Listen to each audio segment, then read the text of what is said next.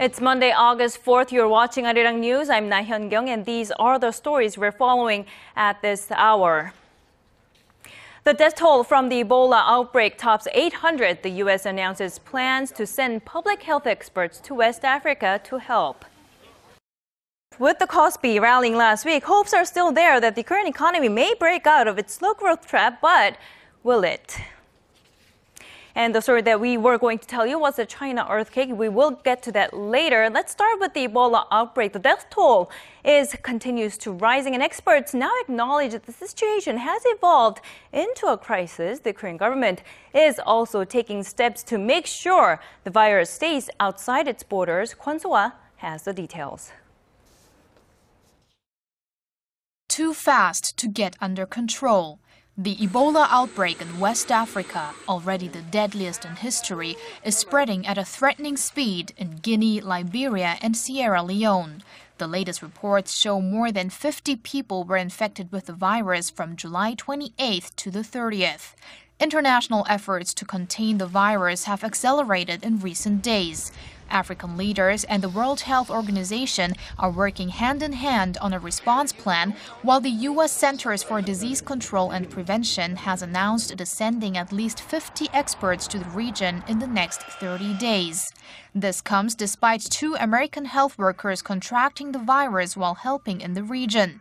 Dr. Kent Brantley, who contracted Ebola while treating infected patients in Liberia, was transported to the U.S. for treatment this past weekend. His condition is said to be improving.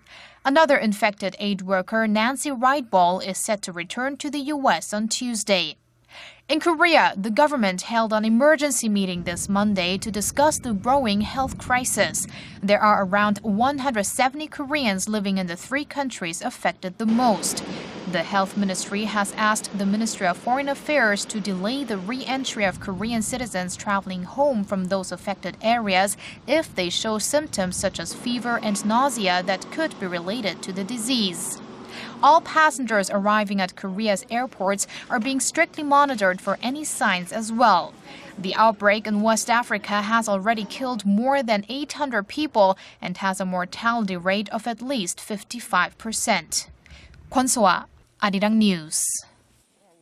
And on the other side of the globe, the death toll of China's earthquake continues to rise. Nearly 400 people are confirmed dead, with almost 2,000 injured after a powerful quake struck China's southern Yunnan province on Sunday afternoon local time. Shin Se-min has more. A massive rescue operation continues this Monday to find survivors of a strong quake that struck the densely populated city of Jiaotong in China a day earlier, toppling thousands of buildings and killing at least 360 people. So far, the number of injured stands over 1,800 but is likely to rise. The 6.1 magnitude earthquake had the deepest impact on Ludian, a county of some 449,000 people located in China's southwestern Jiaotong prefecture. An estimated 12,000 homes collapsed there. It is still unknown how many people could still be trapped under the debris. China's state-run Xinhua news agency says the earthquake was the strongest to hit the region in 14 years. A major rescue and relief operation is underway, with over 2,500 officers and soldiers dispatched to the worst-hit areas, carrying tents, food, and excavating tools. The Red Cross Society of China has sent quilts and tents, while Red Cross branches in Hong Kong and Macau are also sending relief supplies. Chinese authorities scaled up their disaster response on Monday to the highest national level. Chinese President Xi Jinping ordered authorities to make all-out efforts to save lives, while Premier Li Keqiang ordered them to provide food, clothes, and temporary housing for those without shelter. The quake struck in a largely agricultural area that is prone to earthquakes. In 1970, a magnitude 7.7 quake in Yunnan killed at least 15,000 people. Shin Se-min, ARIRANG News. And in Israel, its defense forces say they will hold their fire in most of the Gaza Strip to allow for Palestinians to inspect their homes and for humanitarian aid to come in. It warned, though, that it would fight back if attacked, especially as Hamas has said it has not agreed to the humanitarian pause. Also not covered in the 7-hour ceasefire is the southern town of Rafah, where at least 10 people were killed in a shelling at another UN school sheltering Palestinian refugees. Much of Israel's ground troops are reported to have withdrawn to staging areas in Gaza after it struck nearly 70 targets on Sunday and destroyed the last of Hamas cross-border tunnels. A Gaza health official says more than 50 Palestinians were killed on Sunday. And back here in Korea, the government says it will publish a white paper on Korean women forced into sexual slavery by Japan before and during World War II. The white paper will update an interim report from back in 1992 on the issue and contain new study results and data collected to prove the sexual enslavement of Korean women by the Japanese military. The project is aimed to be completed by the end of next year. The Ministry of Gender, Equality and Family says it will work with 2 Korean universities and plans to translate the white paper into various languages, including English, Chinese, and Japanese, to raise international awareness about Japan's wartime atrocities. In the year 2012 for Korea was at its record high. All of the day's important events close to home and around the world. Join Incheon live from Seoul. Shopping market thinks the true meaning of creation shines through.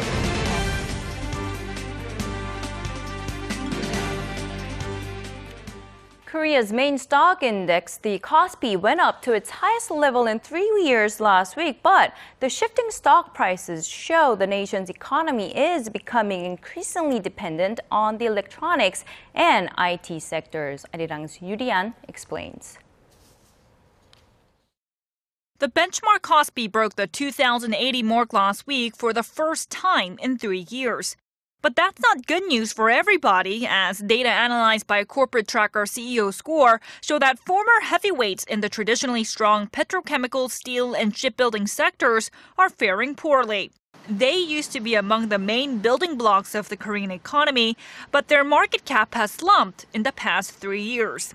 Market cap for IT companies, on the other hand, jumped by the biggest margins. Market superstars Samsung Electronics, which take up about 15% of overall market capitalization, rose by over 60% during the period. And the world's second biggest memory chip maker, SK Hynix, and Korea's leading online portal operator, Naver Corporation, both saw their market cap jump by over 100%. But the market value of POSCO, Korea's largest steelmaker, shrank by nearly 27% during the period, while that of the world's biggest shipbuilder, Hyundai Heavy Industries, dwindled by over 60%. This has naturally led to a shift in the proportion of market cap by each industry. While the IT, automobile, petrochemicals, and shipbuilding and steel each took up a similar share of the Kospi market cap back in 2011, the market cap is now mainly led by the IT sector, which accounts for more than a quarter of the overall market. Companies in the petrochemical business saw market cap shrink by over half to 6%. Jin, ARIRANG News.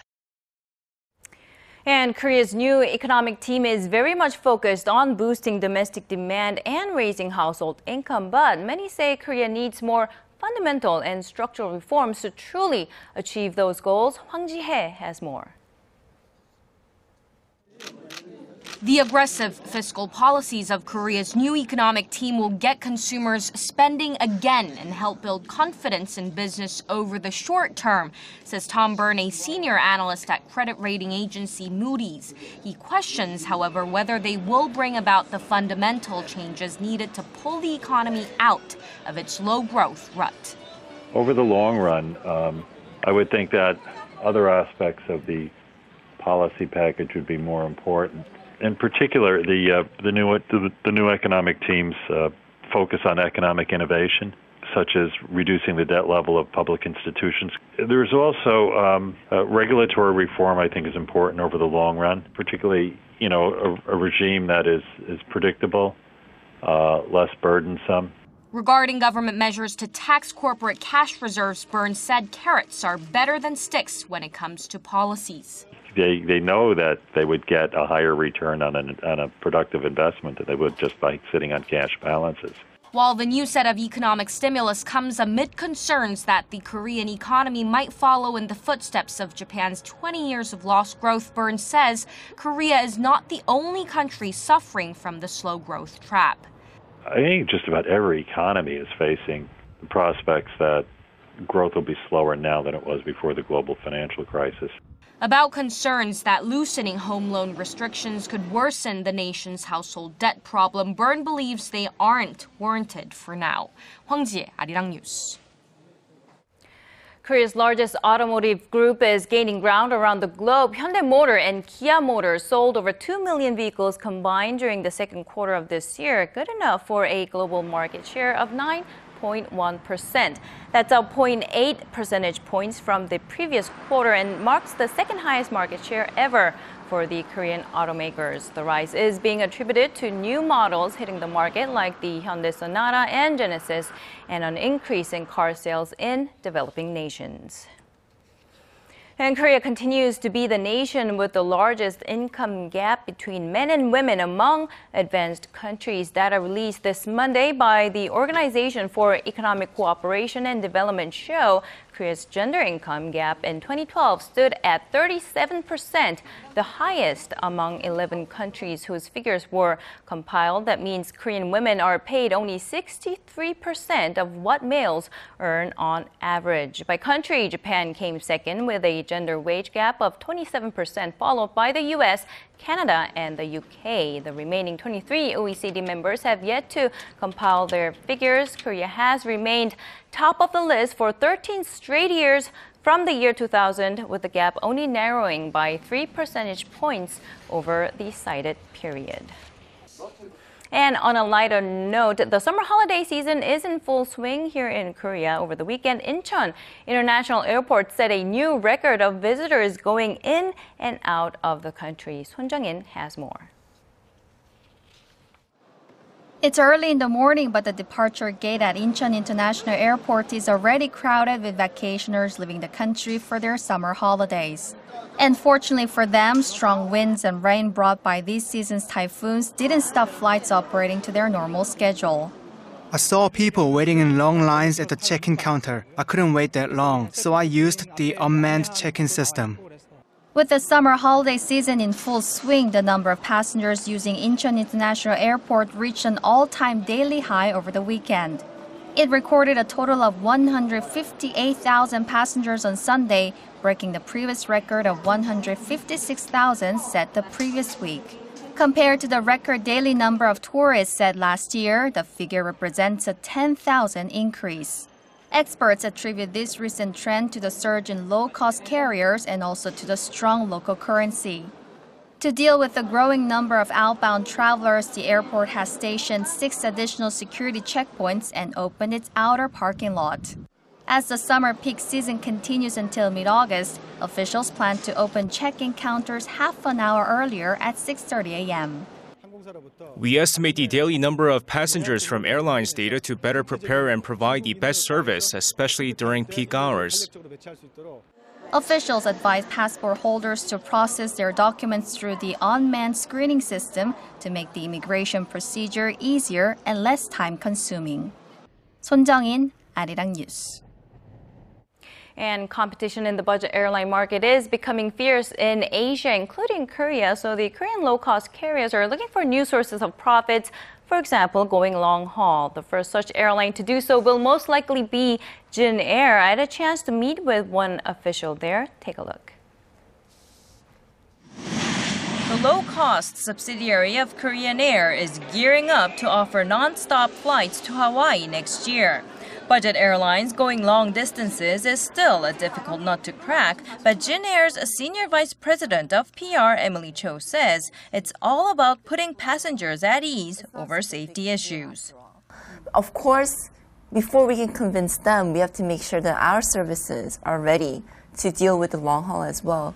Since it's something new, they have to get used to it. For example, our pilots need 1,000 hours of previous experience to even apply to Jin Air, which is the same as Korean Air.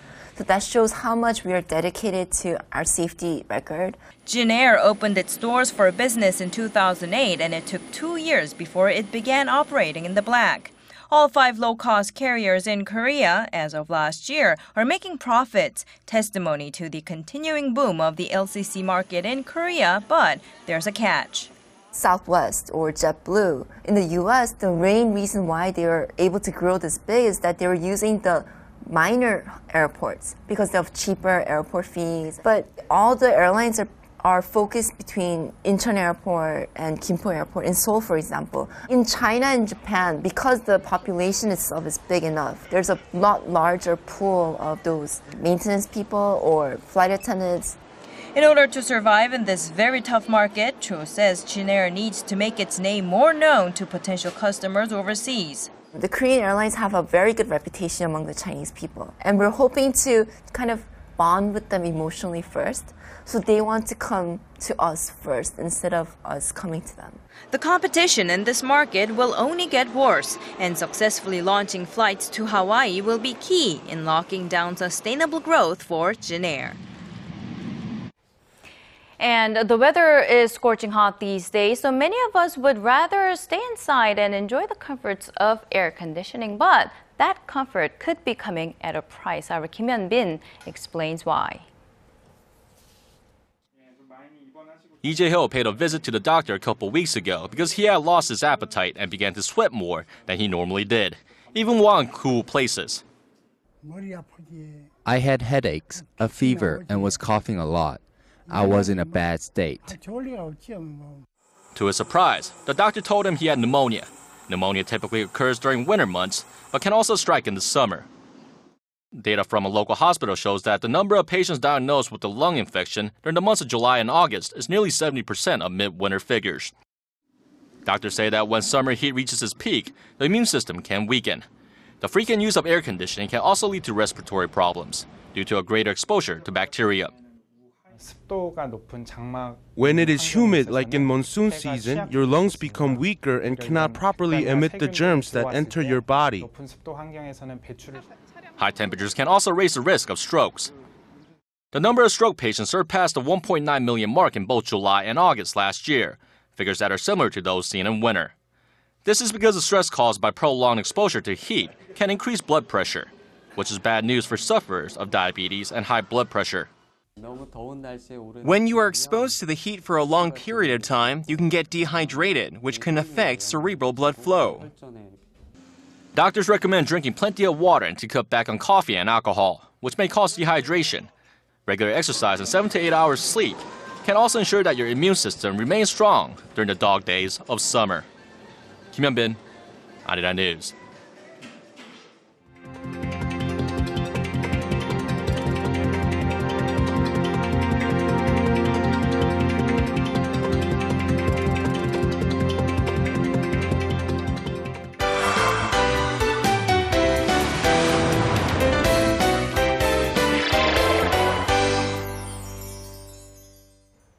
Now, this year's market for summer musicals here in Korea is just about the largest it's ever been, and apparently there's a reason for that. Our Im Hyun-hee joins me to explain why. Good afternoon, Yoon-hee. Good afternoon, Hyun-kyung. So, right, like you mentioned earlier, the musical market has really been growing, and there's a reason for that. And they've also been growing to meet the growing demand for Korean musicals as well, both homegrown and imported musicals together. And so today I have a look at some of the musicals and how they've gotten creative in order to bring in the audience. Take a look.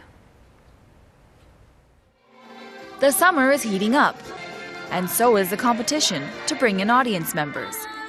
This summer has been full of musical hits, including Broadway's Priscilla, a story about the adventure 2 drag queens and a transsexual woman have in the backcountry of Australia. The bright, colorful costumes and the unique flair to the musical is just one aspect being used to get the attention of this year's musical audience. Priscilla is a very fun musical that leaves a very light and cheery impression. We put those happy emotions into marketing to the audience. Another musical debuting in Korea is a story of an undying love. Dracula has recently hit the big stage, and they've concurrently released a musical video showing off the star-studded cast in order to lure in their audience. The power of dance. Broadway 42nd Street takes singing and dancing to a whole new level, impressing audience members with its tap dancing entertainment since its premiere in 1996. And this time around, they've called on the help of teaser music videos, plus a collaboration between a popular jazz group in order to keep the customers coming. And the musical Chicago has earned the respect and recognition of the musical community, now on its 10th season on stage. And another big hit running on its legendary reputation is Cats, this time featuring the original cast for its revival after 6 years from the stage. So I'm sure the use of the social media also has a huge impact on how they do the marketing for their musicals. Right, so nowadays everyone's just so connected online, so things like musicals, they really have to rely on these social media sites. So for instance, Facebook is commonly used by the musical Dracula. They upload music videos such as the one you saw a little earlier to sort of garner the attention of the audience and to not only grab the attention of people here but around the world as well. And so it's really interesting. They're also using things like Twitters and blogs. They're being very effective in using them as well. For instance, the musical Priscilla at 2AM's Chokwon used Twitter to address, some criticism he received earlier about his role as a drag queen. And so in doing so, he really did garner a lot of attention as well and publicity too. And another important factor, of course, is the actual cast. I mean, right. Of all the musicals that you showed us today, who are some of the more well-known names there? Right, so see, these are some big musicals, so some big names as well. So today we saw Priscilla, like I mentioned earlier, 2AM's Chokwon, but also Dracula's JYJ's Kim Junsu. See, they're just a couple of huge names here in Korea, but also past names from musicals like Chicago. Last year they actually cast Ihyuni and Insuni, who are also huge names here as well. And so these big names, big reputations are really bolstering the reputation of these musicals and just really grabbing the attention of people everywhere. And also there are also musicals with the original cast, like the one, The Cats, right? I've seen it too. It's right, so really wonderful. Wonderful musical, and to have the original cast is really a treat. And so musicals like to do this in special occasions, to bring in the original cast. So last year they actually had the original cast of Mamma Mia, and so that was another big hit here in Korea. That was huge too. Right, so really popular with the audience and with the musical community as well. All right, thank you very much, Yuni, and hopefully our viewers will be able to go and catch one of those musicals in the weekend, perhaps. These are a must-see. All right, thank you very much. Always a pleasure.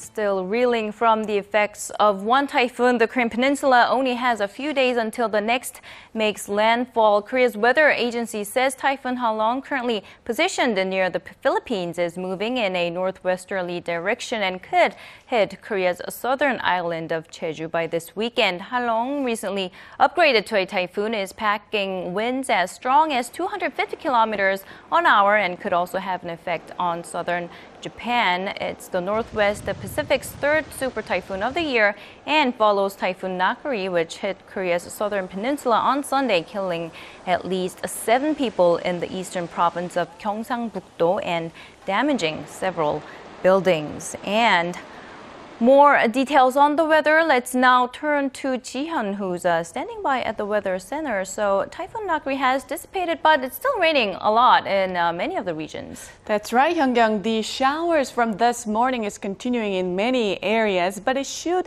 let up as we head into the midday, although the clouds will stick around into the evening. So a muggy and gloomy day is in store across the nation with a high humidity level of of 85% on average here in Seoul, and the daily high in the capital will rise to 30, while Daegu will climb to 31, and Gwangju and Busan will reach 28 this afternoon.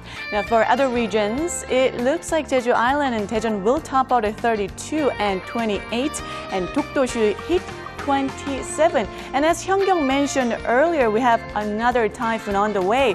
Super Typhoon Halong will start to have an effect on the peninsula at the end of the week, and it's likely to hit the southern regions the most. Well, no significant rain is in store this week for here in Seoul, but things can be changed as all it depends on the path of the typhoon.